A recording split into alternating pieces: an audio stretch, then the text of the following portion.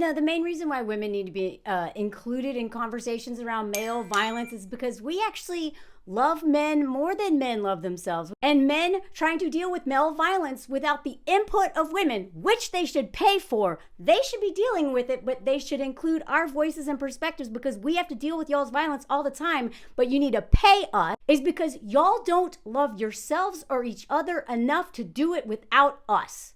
Okay? I swear to God, this woman in the Adolescence, she understands Jamie better than anybody, including his parents. And the reason why one of the reasons why we are where we are is because this sick fork is what convinced everybody, well, maybe not everybody, but a lot of people, that boys are evil and awful because this alcoholic, abusive, OG incel hated himself. Hated women, but really hated himself. And he wrote a whole book about all these kids, all these boys who are just naturally dangerous and awful and blah, blah, blah. This story, the real story of Lord of the Flies is actually a beautiful story. Okay, that's a true story. But this white dude who went to the British schools with a bunch of boys, he was probably SA'd like so many boys in those schools that they still won't deal with that. But this man was and then he's also a war vet, right? And in his twisted thinking, men can't be any other way. So why not write a book called Lord of the Flies that I had to read in school and everyone that I know had to read in school, so that I assume that all boys and men are selfish by nature and not socialized to be that way, when they are not. And this is the problem. A lot of women and especially men believe in bioessentialism, which also is like why we have transphobia and all that crap, and believing that men are inherently awful, evil, all these things, including this comment. I'm telling you, this is not going to get us anywhere. And so many men really don't, they think they're awful. They don't really want to admit it, but they think that, I'm telling you, y'all needs women's help. This same way, and I said this in my last video, if I want to understand racism and especially white supremacy culture and the violence of whiteness, I cannot do that without learning from the people who suffer the most from that violence. I am going to miss something. I'm telling you, the TV show, the series, Adolescence, great, okay? I have been bullied by more freaking women and British people over any criticism whatsoever, even though I think it's an amazing show and I've been promoting it and I got a lot of people to watch it, which puts money in those men's pockets and gets the discussion going, okay? I've been promoting the show, but I'm also allowed to have a criticism of where they have missed the mark. And I am telling you, if men want to deal with men and your violence and how much y'all are suffering, because you don't care if we die, really. You only care if you see yourself suffering under this system too. If you really want to fix the problem, you have got to listen to women. We may not have to, may not be in your head, but we have to know you so well. And we even know you more than you know yourselves a lot of times, okay? This same way, as a white woman, I know if I enter the room, there's gonna be a lot of people on guard being like, uh-oh, possible danger here because of the history of white women and what we've done, right? So there's people who are on, and they're paying attention to probably how I breathe, how I move. That's what women do every time we're in a room with a man, or even a teenage boy, like in that freaking scene. A 13-year-old boy is terrifying, but he just stabbed someone to death, you know? The prey has to understand the predator so freaking well. And yet the odd thing is that, the zebra or whatever is not going to go fork the lion. Okay, so we have this added level of complexity where women, y'all are literally our biggest danger. You're our biggest threat. You are our only real predator, right? And I'm saying as a white woman that men are the only real predator that I have, right? And the more marginalized women are, the more predators they have, including white women, right? But in patriarchy, we are forking and birthing and working with and being friends with and living in community with the men who are literally ruining our lives, unaliving ourselves, financially abusing us, exploiting our labor constantly. And we still, for some reason, love y'all, right? So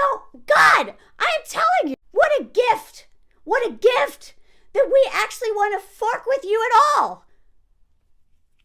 And yet you won't listen to us.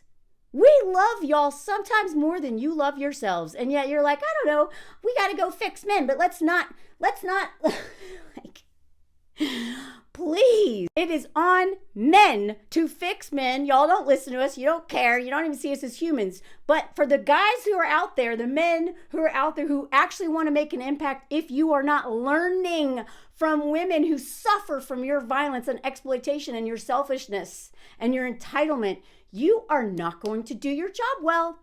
You're going to suck at it. You're going to miss something. The same way, white people, if you want to unpack white supremacy culture and, racism, especially anti-blackness, you need to follow Black women, especially, who literally, and pay them. There are women who are doing this for us, our benefit. Why would you learn from a white woman when a Black woman is going to teach you so much more? Because she suffers from our violence more, has to deal with this, has to survive us. But you got to pay her, follow their Patreon, donate to their GoFundMe, hire them as consultants. This is priceless. White Woman Whisperer, Delusional Influencer, Desiree, Delusional Influencer is Tammy. Who else? There's so many creators out there who are providing so much information that can literally free us from this violence, right? But then we just go buy white fragility and books that are written by white people. No, that's why I bring this into my discussions, but that is not my thing. My thing is to try to be like, hey, we got to deal with this, but don't go learn from the people who understand it the most, who are willing to teach us. Because I can't imagine having workshops where I deal with men all the time who hate me. I can't imagine that. But I actually do. I love, educating men who are here to learn and treat me with respect. But I hope you're paying me. Sometimes men do. Sometimes they'll Venmo me. This one dude on YouTube Venmo me like $100 every few months. And I'm like, there you go. So let's talk about this, okay? Because this is what we need to get away from. This stupid freaking story. I've already done a breakdown of this like a year and a half ago, but it seems like we need to revisit this. Because this is actually not what happens.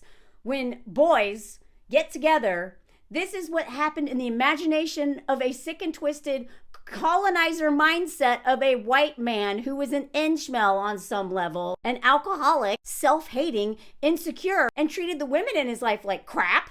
So this does not surprise me, and yet we take this as, this is what happens. If you let men, if you don't have the rules. So let me just go over exactly what happened with this dude and how messed up he is, and how we have to get away from this model of what boys naturally are, because they are not. And holding on to this idea, whether you're, whatever gender you are, holding on this idea that men and boys are inherently evil will not get us out of this. Okay? Women who follow me, get away from this idea that they are all inherently evil. Move through the world as if they all could harm you and want to even, but do not fall for bioessentialism. It's anti-trans.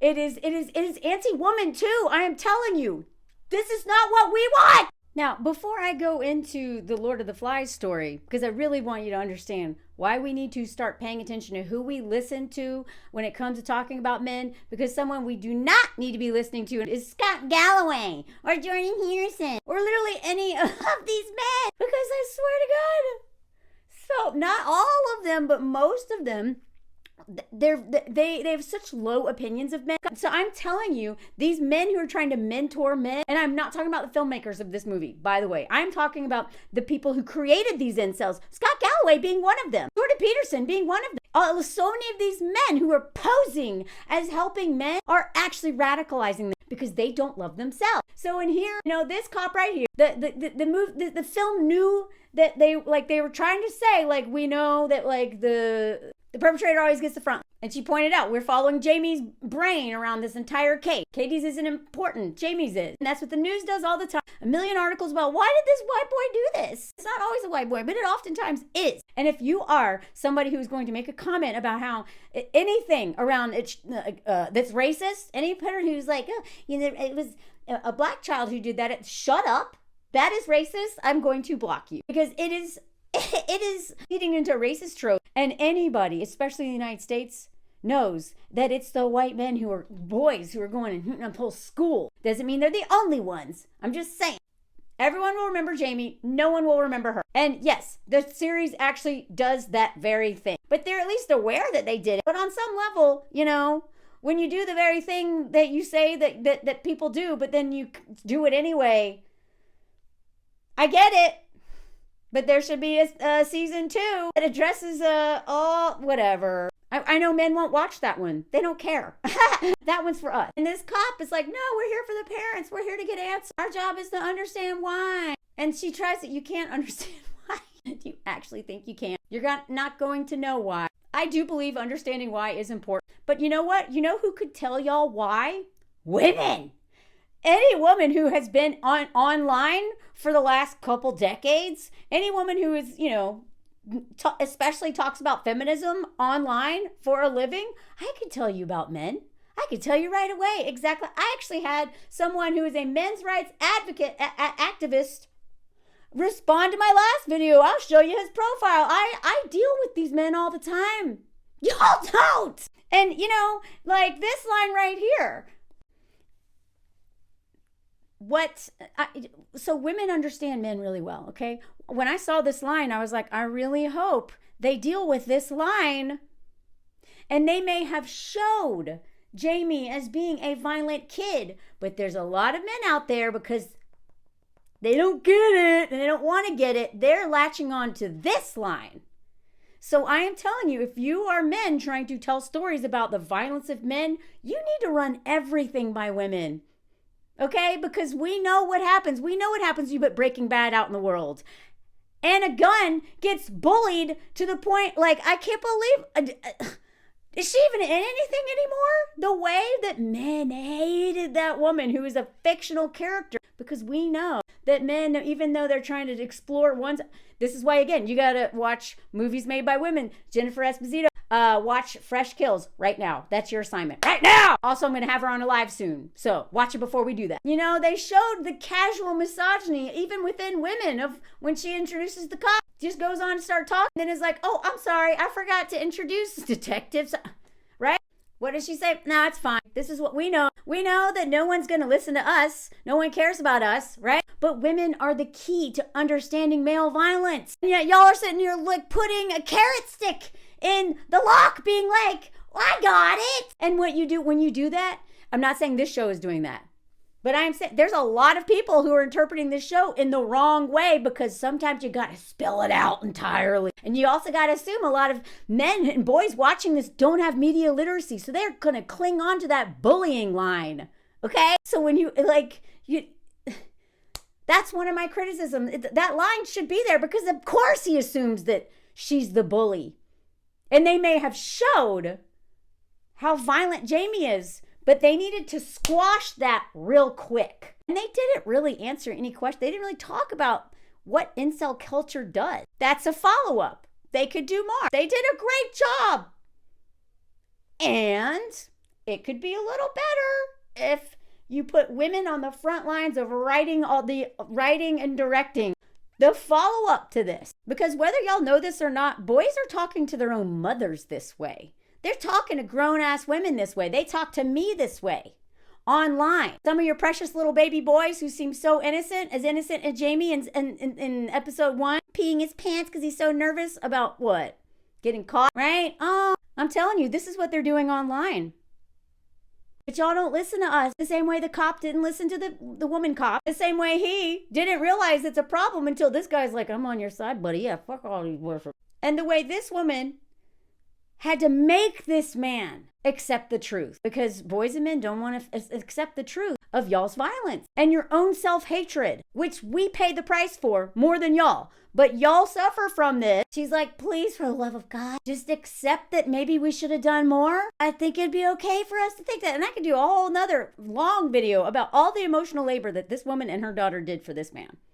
Right? To contain his violence. Yet what do men do when we try to bring this up? Let's not do that again. The defensiveness of men. Not instinct, but their conditioning to not listen to us. She was right. He's like, oh, good, we're gonna do this again. She's like, that's not what I was saying. What were you saying then? She has to spell it out for him. You're getting violent because you won't accept the truth of your son's violence, male violence, how we're living right now. Please just accept some responsibility for the love of God. She knows he's guilty. She sees him as guilty. She thinks he should plead guilty. And if you were honest, you'd see that as well. And men refuse to be honest with themselves, which is why, yes, men are the ones who should be out there teaching men. But if you do not have a woman you are learning from who can help you teach men, you are going to get it wrong. Because men see what they want to see and they don't want to believe. Not only that men can be so awful, but they themselves can be so awful. He did not want to admit that them being an angry dad who is through his moods, threatened violence. And I didn't hit my kid. Great. That's not enough. You got this woman managing all of your emotions and suppressing her own while doing, because this man doesn't want to deal with how much his own dad hated him. Okay? And he tried real hard not to be the guy whacking his kid. And he did it, but he didn't do enough. And he doesn't want to face that shame. And again, white people we don't want to face our shame around racism. But our refusal to sit with hard truths and face our shame is what's blocking us from freedom and also continuing to make us dangerous. Okay? The truth will set you free, but it might ruin your day, week, or year. Okay? I promise. Men, if you would deal with your shame and stop living in your la-la land of refusing to deal with it, you know deep down, you know. But this is what you want to believe. It's not our fault. I didn't tell him to go stab her. Now, I'm going to go into the Lord of the Flies, the writer, and this is why I'm telling you, do a media inventory. I want you to pay attention to who you're watching, right? If you're watching rom-coms, please stop. But if you are, make sure they're not written by men or pick-me's, okay? Actually, just please stop watching rom-coms, okay? But any movie that you're watching, if you're watching a movie about a woman, maybe don't watch it unless a woman wrote and directed it. Very rarely can a man write a movie about a woman. And if he does, he has a woman who's reading that script and walking him through that and catching stuff he's not going to catch. So this was written by the daughter of William Golding. His whole novel, Lord of the Flies, is about the importance of the rule of law. Great. We just love that. We love it when a cop-like mentality, a colonizer mentality. What a lot of people got out of Lord of the Flies, like this one dude, Dave, is that William Golding sought to show that boys were by nature little devils. The daughter's like, well, there's more context to that. The novel's about the rule of law, but it's also about the complexity of human beings. For somebody who didn't see women as human beings, and also was from one of the OG colonizers, one of the most violent empire, he may have missed something about that. He may have an understanding of human nature that's a little off. I don't want to learn about human nature from a miserable, depressed, woman-hating, incel thinking old British white dude with war trauma. I don't want to learn necessarily about human nature from that person. They might miss. She also talks about how he tried to give the characters, weaknesses and, strengths and all that, humanize. But the author shows that this cannot happen on the island because the boys in their isolation and suffering unchecked from the terrible disease of being human. I don't believe that. This is a very white way of thinking. And by that, if anybody who's like, what are you saying, don't blame, this is a very white colonizer mindset, right?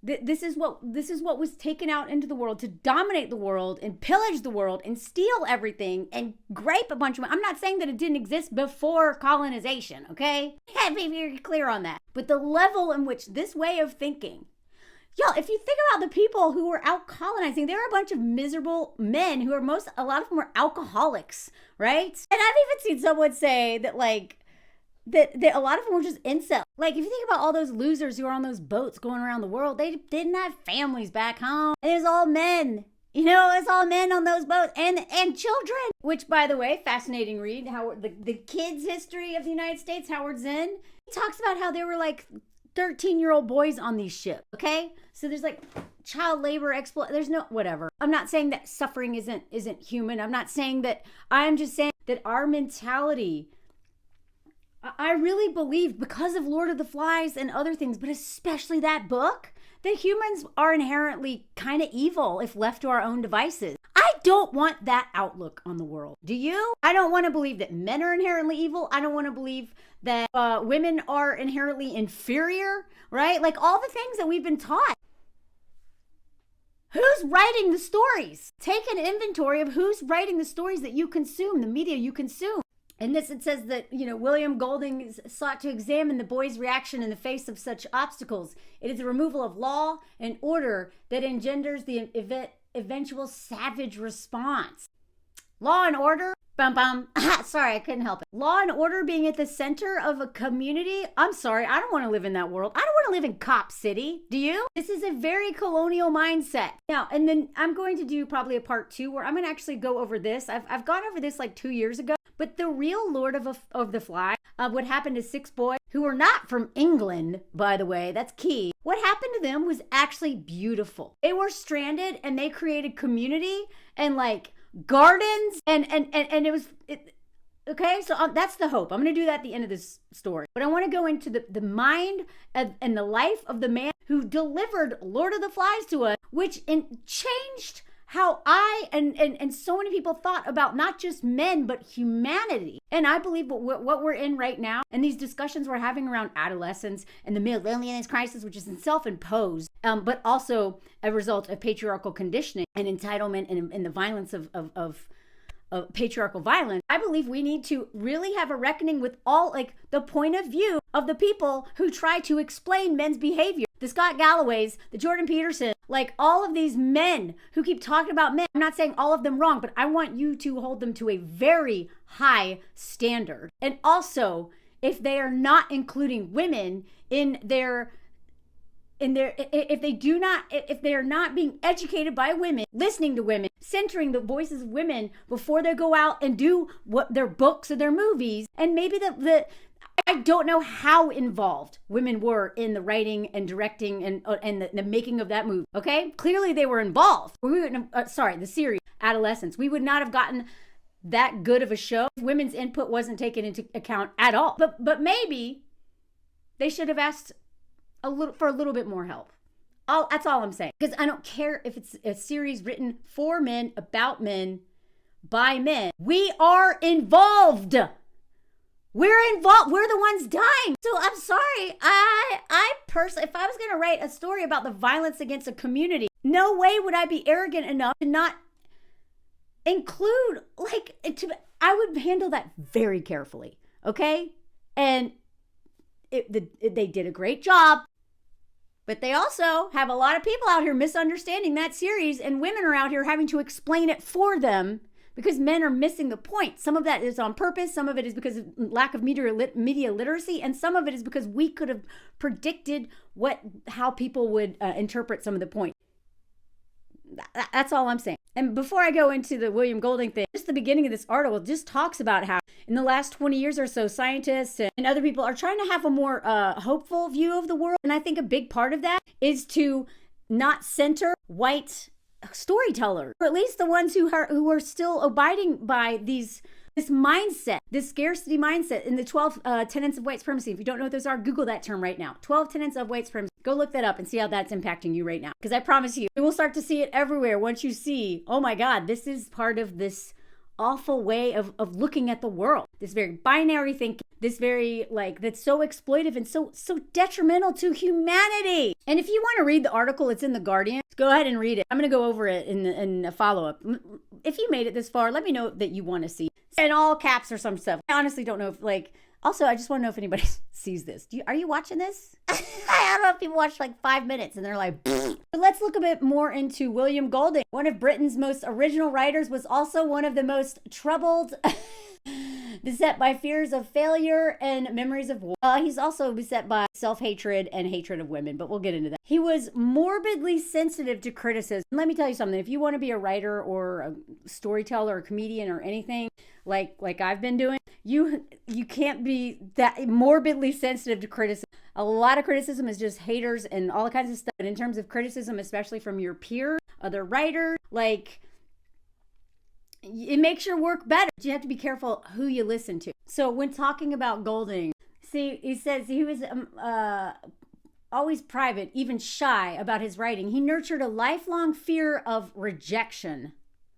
Does it sound like what? A hostile notice such as this was a perfect storm for humiliation. This is when one of his books was criticized. Like one of his books, I guess The Spire, didn't get good reviews.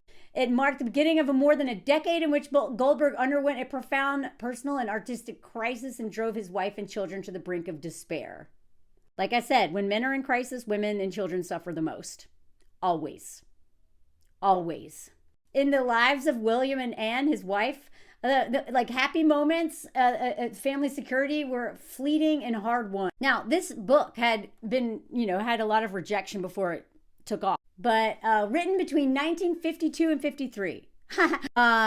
We'll get into that in a minute. This is a dude who was an awkward schoolmaster, right? He was a teacher who wanted to be a writer, who had struggled for years to find an audience. He was, no one really wanted anything to do with him until he became more famous for his work. He was an oddball. He was never at ease, even with the literary recognition. This goes to show you, I'm telling you, this is why I'm don't date comedians. Not all. I know some amazing ones. Don't dating men in creative field is very dangerous sometimes, because a lot of these men who've not dealt, or not just creative fields, any field. Anytime a man gets a lot of power, but he and has a revenge of the nerds fantasy, which is all of the men in power right now, or a lot of them, they are so freaking dangerous, because even when they get the very thing they wanted, they haven't dealt with that inner turmoil and self-hatred of not thinking they truly deserve it. Even though they've done everything to get that thing, they will actually usually destroy that thing or destroy everyone in their life while trying to be I have all this thing, but I don't really deserve it, right? And they have power. Now they're going to get revenge on, first and foremost, women and their children. When talking about her father, she said he never failed to arouse the most bitter feelings of social inadequacy, because he went to a school with rich kids and he kind of didn't fit in. So this is the revenge of the nerds fantasy, right? And this wound of going to this Marlboro or whatever, and his bitter feelings of inadequacy for the class gulfed as a real, and classism in the UK is next level, contributed to the terrible episodes of rage throughout his life. Who do you think suffered from that rage the most? I doubt it's men. At home, his sometimes desperate moods were a feature of a family life which Judy described as interesting but never happy. Now, let me know if you want me to talk about this woman. This is Virginia Woolf. Is the one who made me realize, as somebody who grew up with a very moody, unhappy, depressed dad, how dangerous those men are. And Virginia Woolf, her dad was, she loved her dad, but his impossible entitlement and self-pity and despair and all of this stuff. He was just an entitled prick who punished everyone in the house with his mood. His wife and his daughter died from... She was the first one who made me connect those dots of, oh my God, they don't have to be abusive to ruin your life, because their mood takes up all the space in the room. Sounds like she had, that this man was similar to Virginia Woolf's dad, maybe worse. And even though, he was rumpled and warm and very funny, he was one of the funniest men I knew, and he would laugh at himself. In life, he felt he was clownish and good and bad. But I swear to God, and this reminds me so much of my dad, y'all. That has so much of my dad. Could be fun and funny and all that stuff. But oh boy, watch out when they're in a bad mood. And especially if they haven't dealt with their self-hatred and their patriarchal entitlement, watch out. He was a very complicated man with deep self-loathing, which I cannot really explain. I loved him very much, more than anyone, until I had children. He was ruthless, and that ruthlessness impacted all of us. That's the man who wrote Lord of the Flies, okay? He's full of self-loathing and ruthless. She says he wasn't only conscious of this darkness, he refused to look away from it. And part of this is also from being in war. This man had so much trauma, never dealt with it, hated himself, and then wrote a story. She went in to say a lot of people, veterans in the 50s, took a different attitude towards the war. Some of them moved on with their lives, right? This happened, then now we got to go on. Daddy didn't do that. The war cropped us as an experience all the way through my childhood. Look at this. It was at sea that he could escape the demons of class inferiority and what we might now call post-traumatic stress. But again, this is also not just about class. This is about men believing they're better than girls and women, being pissed that they will never get that They'll never be the king that they were promised to be. He loved the sea. He was a very good sailor, but he took tremendous risks. I always found it terrifying. It's a miracle we're still here. Y'all know I did that story like 2 years ago about that man who took his kids all over, put them in danger, put that one, she wrote a book about her dad. The dad is terrifying. And then the mom went along with all of it. And this selfish man who this like, let's just find a new adventure, put the whole family in danger constantly. Sounds like he did that to them. Golding believed that the sea is the mother of all mankind. That it was the sea that led to his biggest crisis, a 10-year spiral of drunkenness, despair, and disabling self-hatred. That's the man who wrote the book that we all learn about the humanity from. He took his family on a boat on July 13th, 1967. Out of nowhere, a Japanese freighter came in. They almost had a head-on collision.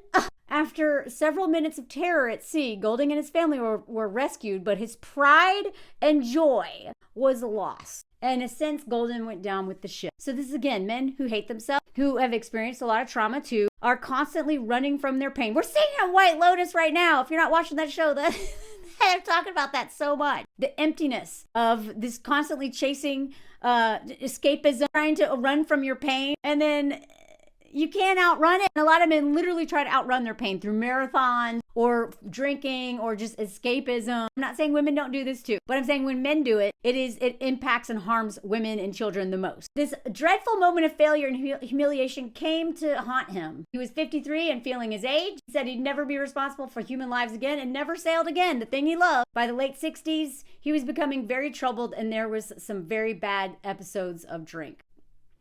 Now, I'm going to read between the lines there. I'm guessing he was violent. And then at a certain point, shocker, he brings some woman into the picture. An American scholar named Virginia Tiger. The daughter remembers the impact of that woman's arrival on the scene. It caused a bunch of trouble between the parents. Right? The wife probably didn't like that. So he probably had an affair. There's a very strong attraction which annoyed and frightened my mother. Okay, so shocker. Insecure old white man who is used to having, being adored and then can't take criticism and is insecure and his heart pride. Now he's gonna cheat, right? And like fork over his family on a whole new level. And this is the moment when the mom and his wife was a clever and a glamorous woman who devoted herself to raising a family like many women in the 50s. She'd played an important creative role in her husband's life. Right? Now all of a sudden she's like, oh man. But he justified all this by, his crisis was his refusal to turn away from the dark side of nature. The dark side of nature or the dark side of you, yourself. This is how men project everything on everyone else when they're having internal crisis. I'm telling you, everything that insecure men say to you or me or any women is literally how they feel about themselves, or it's an admission of guilt. It is something, but it has nothing to do with you. And what was his remedy for all of this? All of this, like, not looking away from the darkness, drinking. And what happens when men drink, especially miserable, self-pitying men with PTSD? Well, they usually get violent. It talks about how drunk he was during this whole period. You can read it if you want. And then he had, like, writer's block, okay? Had a hard time with his next novel. But now he couldn't escape to the sea. So he's also said at one point in time, only a schoolmaster could know so intimately how awful boys could be. And this is very insightful because the same way like teachers know how awful these boys can be right now. The boys aren't just naturally like that. It's not only to teachers to fix this. The parents have to fix this. But also this dude was teaching at like a rich kid's school. And I'm telling you, from my understanding and reading accounts of survivors of this, there is so much SA that happens in those all boys, especially the rich ones, those private schools. And again, they talk about that with any of like Virginia Woolf's stuff. Like the men in her life, a lot of them went to those schools. The way that boys will torture each other, okay? But that doesn't mean that they are inherently evil. And it says that his dad influenced him more than anyone else in his life. This is, again, I'm telling you, that's what the kid Jamie, right? Like, his mom could do everything she could. But that dad who ignored him when his kid was embarrassed, because men care more about the opinions of other men and other people than actually showing up for their child and comforting their child, right? His dad abandoned him when Jamie was getting made fun of. His dad abandoned him to go work and I know part of that is like the struggle to pay rent. His dad just didn't deal with this thing. His dad abandoned himself, didn't ever deal with his own rage and all of the trauma from his own father. These men will not deal with the trauma of their fathers leaving them or beating them or wanting to beat them and never laying a hand on them. Men will do anything than admit that their dads were awful to them, and their refusal to admit that is getting women and girls and children killed. Because his dad taught at this like fancy school, and that influenced him till the end of his life. His dad being in close proximity to these rich kids that his dad taught, right? Like all this stuff, you know, against Marlborough College. Both boys and masters there radiated exclusiveness. The social gap between them and his family was as real as a wound. And look at this. His ambition as a writer was bound up with the determination to show Marlborough and then piddle on them. Y'all remember when I talked about that dude from Nirvana and the one who like cheated and like had the baby outside of wedlock? Remember I told you that he said some girl that rejected him in high school and he's like, I'll show her. I swear to God, so many men are only famous and do good things because they just want to show somebody. They want to prove a point. It's all, I swear, Revenge of the Nerds fantasy. The sense of social inadequacy that dogged him all his life took root here. His late in life zealous and successful pursuit of knighthood, which had elicited patronizing sneers from English reviewers, was still part of the business of showing them. Just as his drinking and youthful sexual escapades were a large part a reaction against his teetotaling and physically God, y'all. He had a mother who didn't hug him much. She also had a bad temper. I'm not saying it's just dads. I've never have said that. I'm just saying a lot of men will not like hate their moms and blame everything on their moms, but like won't admit what their dads did. He almost got with this lady, Molly, but ended up marrying right before the war Anne, who's from a large left-wing Welsh family. He like quick to marry, but he was nevertheless haunted till his dying day by the guilt for his betraying and abandoning Molly, the woman he was seeing just before. Although it's like, really, Molly suffered a mental collapse because she didn't. Molly dodged a bullet. He often talked about the viciousness and cruelty of his own youth. Again, men who don't deal with their problems, women, everyone suffers. Now look at this. This is after the war. He thought himself a monster. He looked into his heart and saw universal evil there. I've always understood the Nazi because I am that sort by nature. And that Lord of the Flies was generated, at least in part, by that sad self-knowledge. Now, as much as I love the idea of him trying to see himself in people who are doing evil things, and then being like, I'm not like them, and othering himself, I don't believe anyone is beyond doing horrific things. I just want to remind you, this is the person who wrote the book that we assume it explains humanity. Someone described him. He did, as Dora Spencer perceived, I will recall, have a streak of cruelty about him when dealing with the weak and vulnerable. These women in particular, he often wanted, as he himself admitted, not only to dominate, but also to break down. So many men think like that. I am not joking. He was, in fact, a classic tail twister, something those as tough as him tended to not to notice. Both his children at one time or another suffered nervous collapse. He faced post-World War saddled not only with horrific war memories, but also with a crushing, if exaggerated, burden of guilt at what he took to be his own ineradicably cruel, vicious, and generally evil nature. This is the man who we think explains boys and people. When he met Anne, his politics were radical, his relationships with women could be dangerous, his drinking had started early. He clearly stepped up his intake of alcohol to cope with both his wartime memories and his nagging sense of guilt. A guilty self-hatred. He really wanted to be a writer, but with a stupid wife and all these dumb kids, he had to be a teacher because he's unqualified for anything else, y'all. And then Lord of the Flies rescued him from this fate. I also want to point out a couple other things. Like, this dude was known for his alcoholism. And we know that this is a sickness, okay?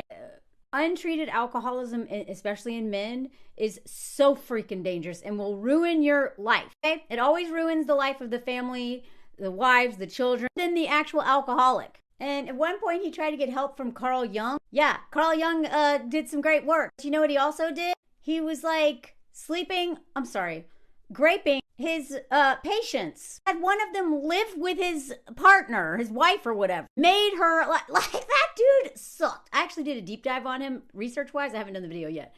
If you made it this far, type Carl Jung yes or something. I want to hear about Carl Jung because oh my God, it was such a disturbing deep dive. As someone whose father was in Vietnam and somebody who has never been in the military, I cannot imagine what those soldiers saw, okay?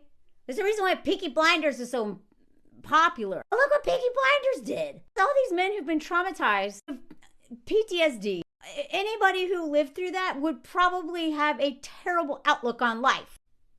What I'm saying is don't learn from those people as what the human nature is. Just because they saw it at its worst, it doesn't mean that that's human nature. That to me is the violence of empire, patriarchy, white supremacy culture, capitalism, all of the awful stuff. It's not about human nature and people being naturally that awful. And, you know, the colonial narration is found in a lot of books written back then. Okay, so I get it. But look at this.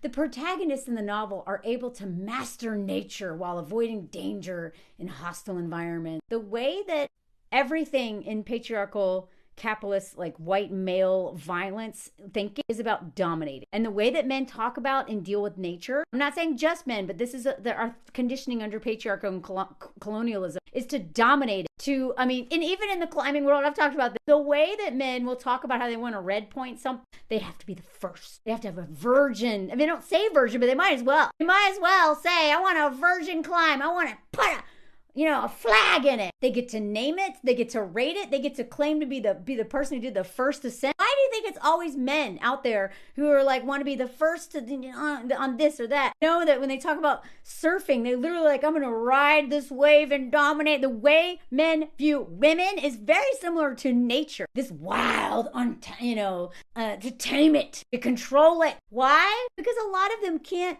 control themselves. And they assume that all things are, at war with themselves the way a lot of them are. And they also don't see women or nature as the right to exist on our own. We are always to serve them, to be exploited, right? That is part of that whole colonial mindset. So even if men promise themselves when they have kids, they're not going to do that, and then pat themselves on the back for not doing that, and think, whether it's as dads or as men in the world right now, just like, well, as long as I'm not graping and murdering anybody, then I'm a good guy.